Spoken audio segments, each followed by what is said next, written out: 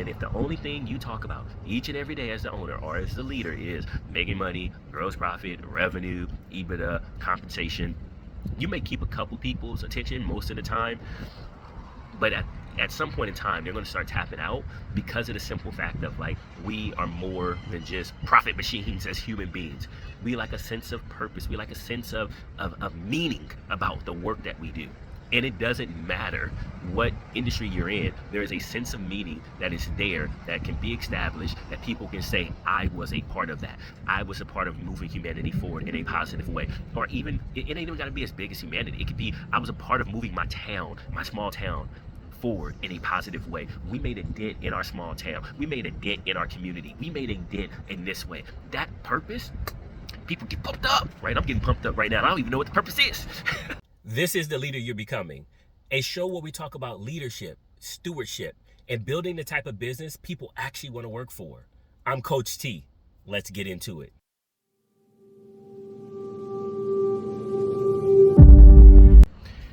What's going on, family? Welcome back to another show of The Leader You're Becoming. Again, I am your host, Coach T. And as you can tell, this ain't my car, y'all. We not in the car.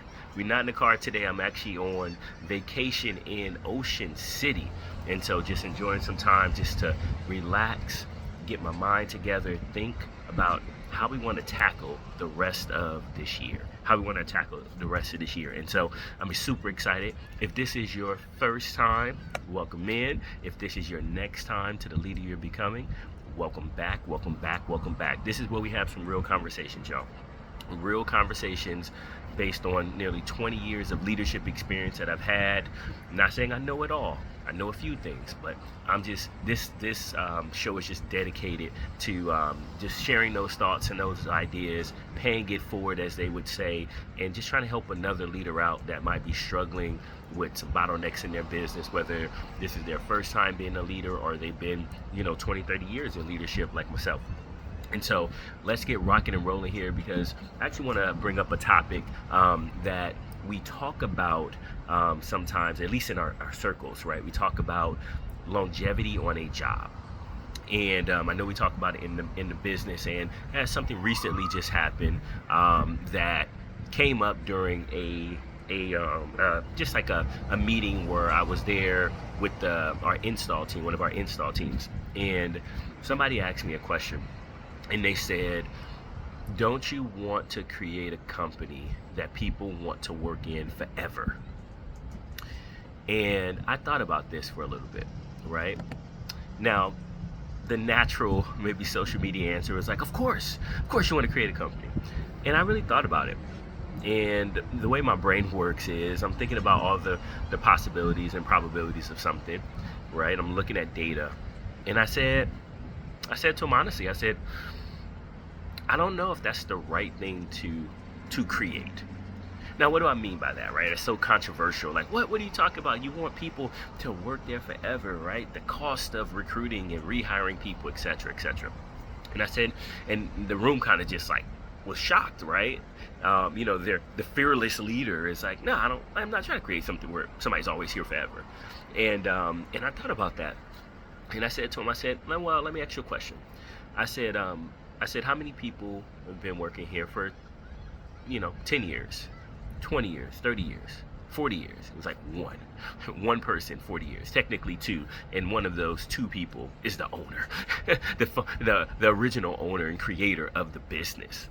And when you talk about this, right, and you think about this, it's like, well, why wouldn't we, or not saying why wouldn't we want to, but like, why is that not, do I believe that's not the goal?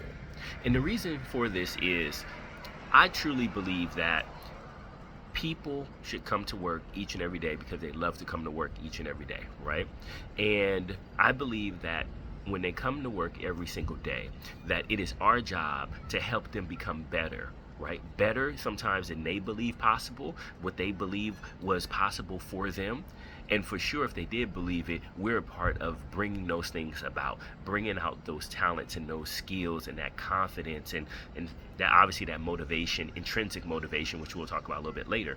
That's our job. Our job as leaders is to pull the best possible thing that we can pull out of our people, right? They got to push and we pulling. And if with their pushing and our pulling, we should be able to produce a masterpiece. But here goes the thing with that. Once we produce that masterpiece, I do believe at the end of the day, you got to give them autonomy. You have to give them autonomy to work within, right? And what do we define as autonomy, or how do I think about autonomy? Autonomy is simply the ability to have some control over what I'm doing, when I'm doing it, how I'm doing it, where I'm doing it, and with whom I'm doing it with, right? That doesn't mean that everybody has free reign, no, but there's some ability to be able to navigate into work, because at the end of the day, if I'm becoming better, then that means then my skill set is improving, my talent is being, is flourishing even more. I have an opportunity to truly be able to spread my wings, if you will, right? Even a plant needs a little bit more space. If it's in a pot, it might need to get out into a bigger pot. And so if these things must happen, right? So if I'm saying I want to build a business where people becoming the best version of themselves, they're flourishing, then building a business where they have autonomy. And then what's the result of those things? Well, clients at the end of the day are going to become raving fans, and they're going to want to refer, and the business will then like have a flywheel effect on itself. Now, I say all those things because at the end of the day, if those things are happening and you have the business is growing, right? You have autonomy within the business, but you also, now going back to the original point, this person who's just developing and developing and developing and developing over and over again, well, guess what's going to happen? At some point, somebody's going to try to recruit them. And I know we live in this world where we like to believe that, like, what we have is the best thing since sliced bread. And maybe it might be, right? There's somebody out there where that is true for. It's the best thing since sliced bread that first started slicing bread, right? But at the end of the day, I think about it like this. If I'm helping you become the best version of yourself, and we're creating an environment of how to do that, and which we'll get into next, right? How do we create this environment? And you're flourishing, and you're rocking and rolling, and an opportunity comes to you that would financially change the trajectory of you and your family's life. How selfish would I be to say, don't change your family's, trajectory financially because you should stay here because you love it so much? Like, who am I to say that, right? If I do my job the right way as a leader, right? If we do the right things and you're growing and you're developing, there's probably going to get to a point where your growth and development, depending on the type of business you are, how big it is, etc., etc. Small business, this can happen a lot faster than being in a conglomerate where, they may have sites all over the globe, right? And you can kind of move and maneuver through. But like, if and even that still has its own limitations, which we can talk about. But then who am I if I say I want the best for you? Who am I to say don't take another opportunity because it's comfortable for me, or it's better for me, so I can hold on to my ego and say I created a business that nobody left? Not at all. Not at all. And maybe some of this is, I'm a little bit, my first job outside of college, one of my first jobs outside of college was Enterprise Rent-A-Car. And I love Enterprise, right? I still talk about Enterprise to this day. And, it's like, I don't know if it's like joining the military, but, I still remember, my first group, what group I worked in. I still remember, the region I was in, Group 32, Region D, right? And with branches, 3218, 32 D6 was my first branch. And it's like, you're like D6. And, you start remembering all these things. But I remember the recruiter talking to me during that time, and things might be different now, but I remember the recruiter talking to me during this time, and they were like, hey, give us 2 years, and we'll give you an MBA and experience. They were like, you can go get your MBA, or you can give us 2 years, and we'll give you real world experience that's equal to, if not better than, your MBA. And I gave them 4. I gave them 4 years, and so I got 2 MBAs, right? And I say that, but one of the reasons why I say that was their model wasn't built on everybody staying forever. It wasn't built on that. Now, it just wasn't. And this was, they hired college graduates at this time, predominantly college graduates at this time. They hired super competitive people that either played sports in college, which I played basketball, and that can articulate themselves, that can sell, and they were super competitive, and they knew it would be impossible, it would be a lie to say this is going to be your forever company. Now, are there people there that lasted forever? Absolutely, that lasted until their retirement? Absolutely. But the likelihood of that happening wasn't real. And they fundamentally said, hey, give us this time, give 110%, learn everything that you can learn. And when the time does come where somebody poaches you, or you decide, hey, you need something different in your life, you will be in a much better position than when you came in. Than trying to live in this utopia type fantasy that you're going to be here forever and you're going to make it to regional or whatever. No. And I thought about that and I said, man, that is so true. Now, that doesn't mean I couldn't have stayed at Enterprise. It doesn't mean that at the end of the day. But what it does mean is there was huge opportunity to go in, learn, and you understood there was a time to get off the boat. It was time to get off, right? And so that shaped a lot of my leadership philosophy. And then also just understanding like the data, like most workers make more money throughout their career when they switch jobs. And so why would I focus on trying to hold you when you're probably going to switch jobs anyway? You're going to, because you're going to want to take care of your family, right?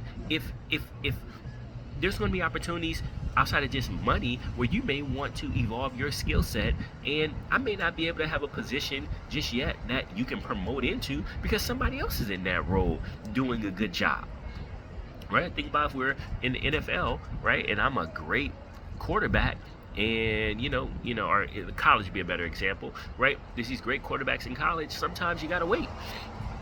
You get stuck behind somebody for a year or two. Now, I know in college, guess what you're going to do? You're going to use transfer portal, and you're going to go to another school, right? But if you're in the NFL and you get stuck behind Josh Allen or Patrick Mahomes, you're going to get your reps in practice. You're going to learn from Andy Reid. You're going to learn from Patrick. If you're in the Bills, you're going to learn from, Josh Allen, and you're going to be like, general manager, thank you for your time. Can you get me up out of here? Can you get me up out of here? Why? Because they ain't going nowhere. They're not going anywhere anytime soon. And so so it's just one of those things. And I shared with them, I said, my goal can't be for that to happen. That can't be how I justify success. But what I can justify is that I can make it extremely hard for you to want to leave.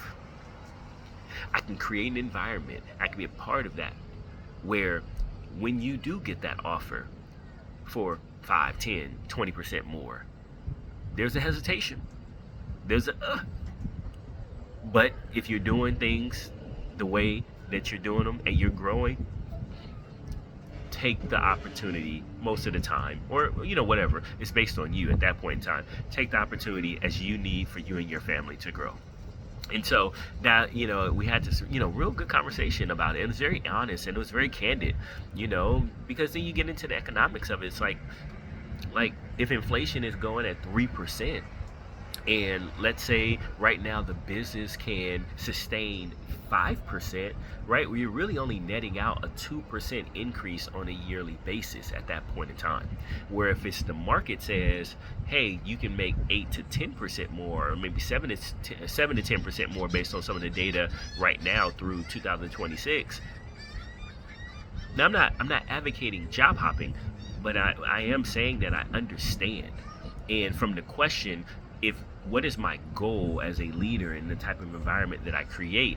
It's not to create a job hopping environment. It's to create an environment where people learn, they grow, they build their skills, they become autonomous, they become resourceful. They know they understand what accountability looks like. They know how to be self-accountable and hold their team accountable up and down. They know how to effectively communicate.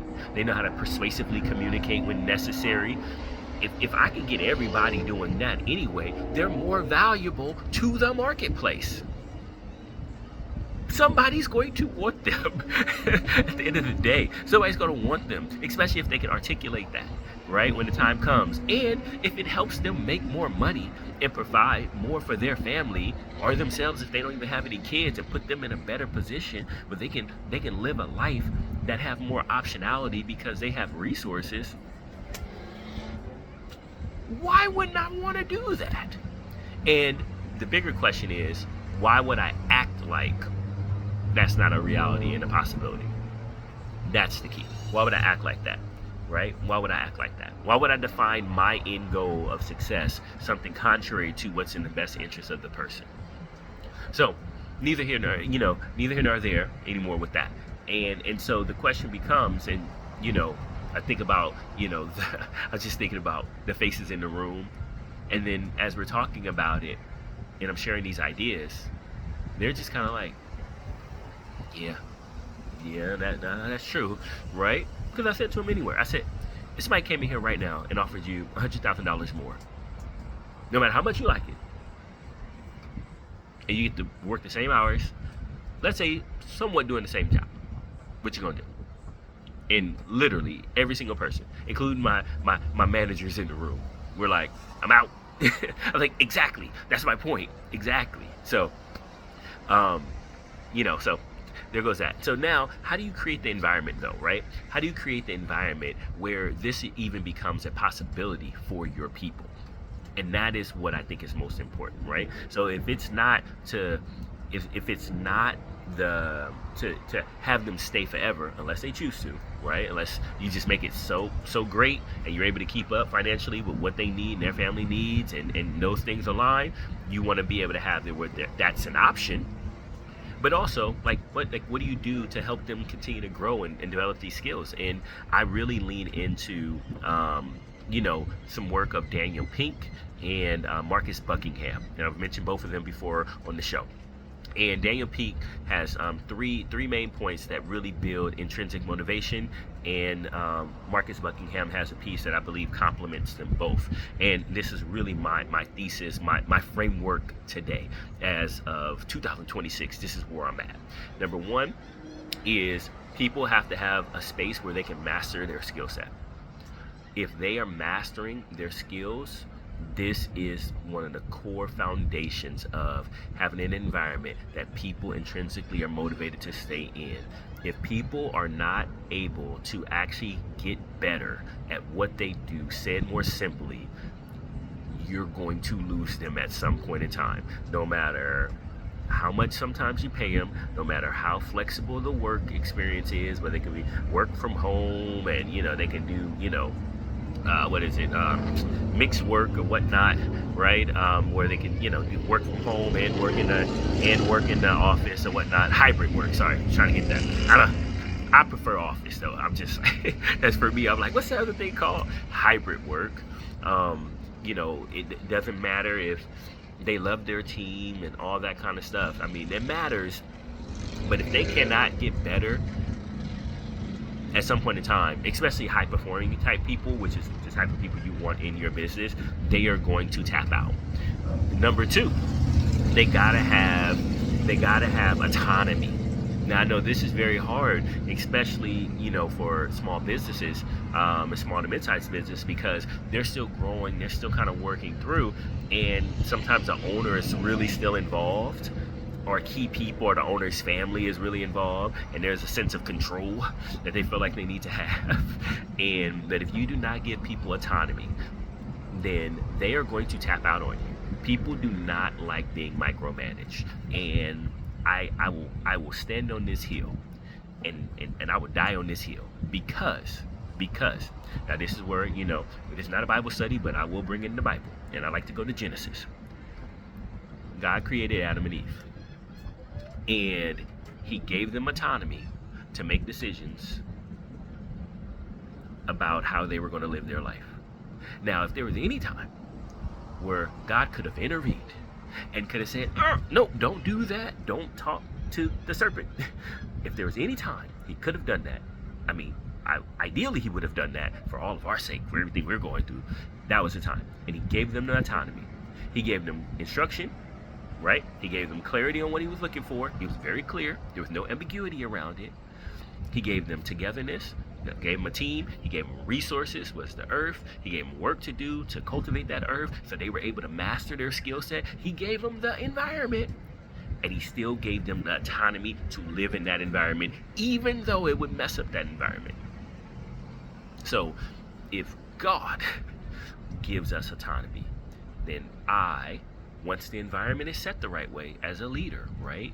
Got the right person there, got the right team built, Adam and Eve, right? Got the right environment where they can cultivate their skill, they can learn, gave them instruction, they were clear, no ambiguity. Once all that is happening, you gotta get out of the way and let them do their thing. You gotta get out of the way and let them do their thing. They gotta have some autonomy. Now somebody's probably gonna say, a cynic's gonna be like, and they messed it all up. Yeah. And Jesus cleaned it all up.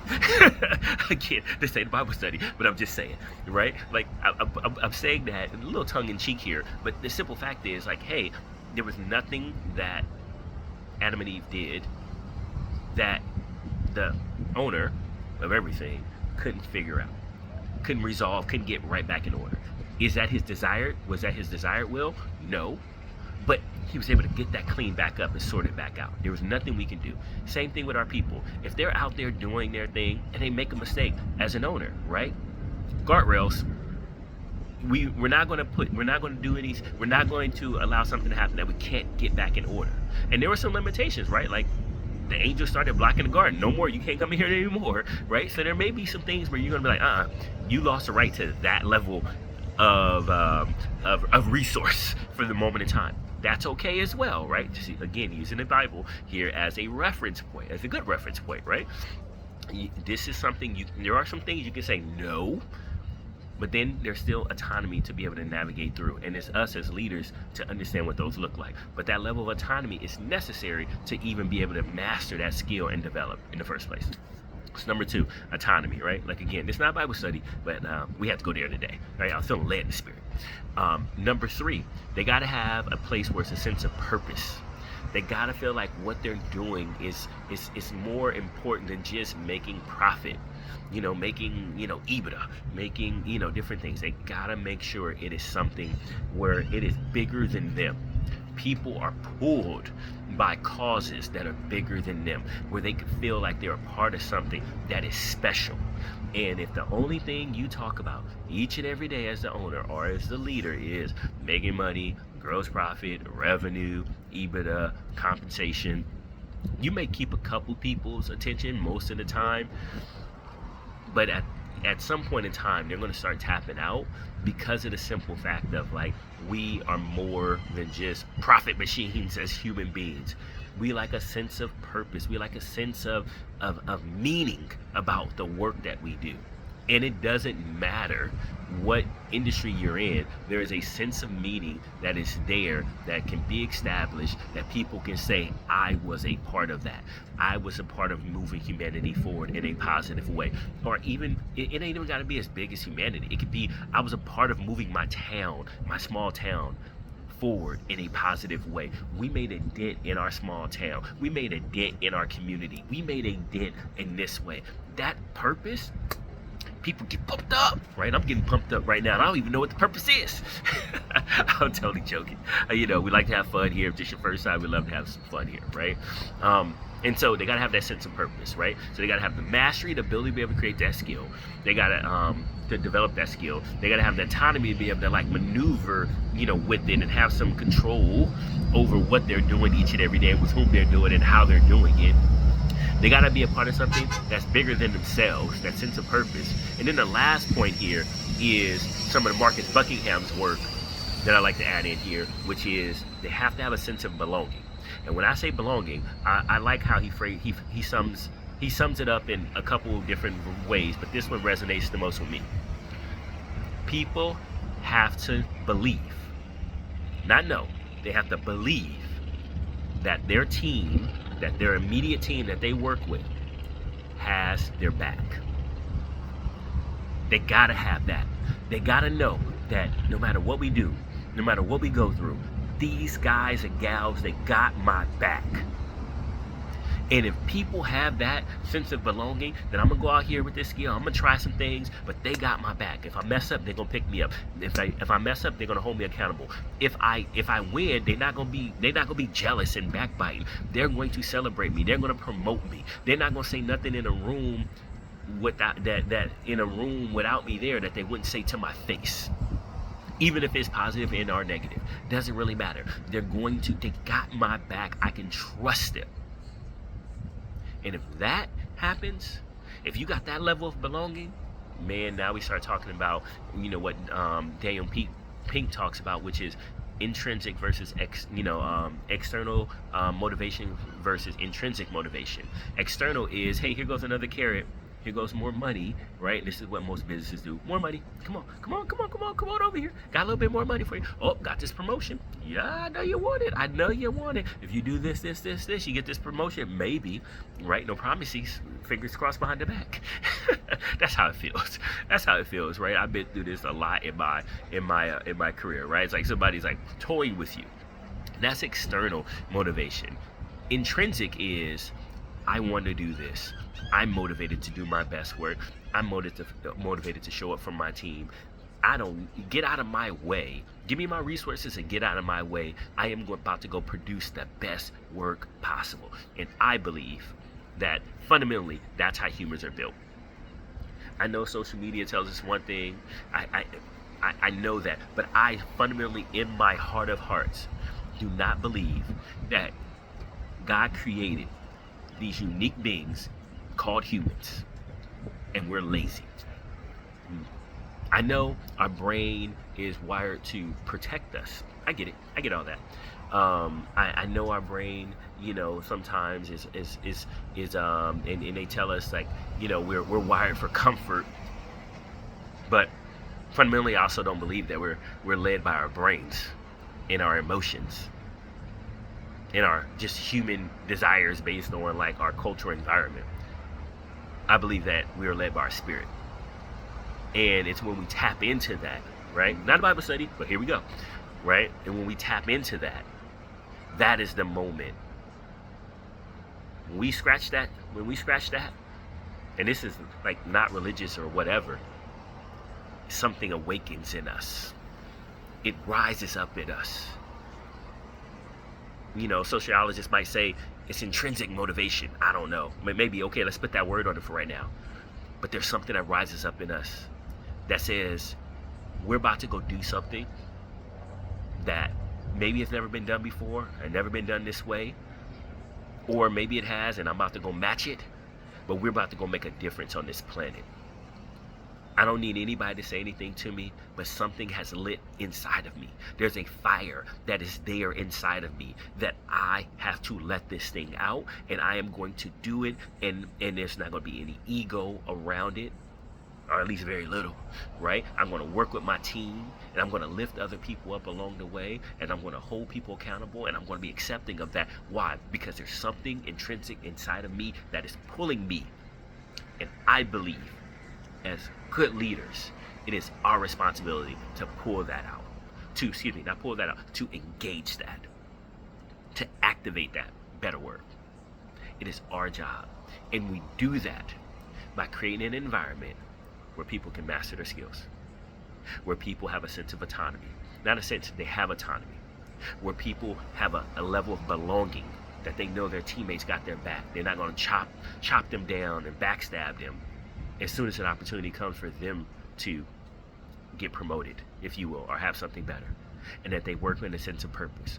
When those things come together, people get better, they operate with that autonomy, and then you create raving fans, because those are the people out there that are producing the products, that are out there delivering the service, and another human's problem is solved through your product or service, your company's product or service. And it's solved with so much humanity built into it, regardless of what it is, that it ignites somebody that they say, y'all need to go try this company out. Y'all need to go try that company out. Because I got my problem solved, but there was an impact that they left on me. There was an impression that they left on me that it sparked something in me. outside of that product and service. When that starts happening, y'all, you've created an environment that now somebody may want to say, I think I want to be here forever. But statistically, may not happen. May not happen. But the goal is to create that environment where it makes it really hard for them to want to leave. And that's what I got for y'all today. Man, I'm all pumped up, y'all. Y'all don't understand. Oh my God. I get so pumped up when talking about this stuff. And I want to say thank you again for giving me your time. The time is the most valuable resource that we have. We don't get that back. And if this sparks something in you, and you are struggling with creating a level of accountability in your business, creating a level of autonomy within your business, creating an environment where people can master their skill sets, right? Like, let's connect, let's talk. I might be able to help, or at least I might be resourceful enough to help push you in the right direction of somebody that can. My contact information is here. I appreciate you all. Thank you all. Have a great day. God bless.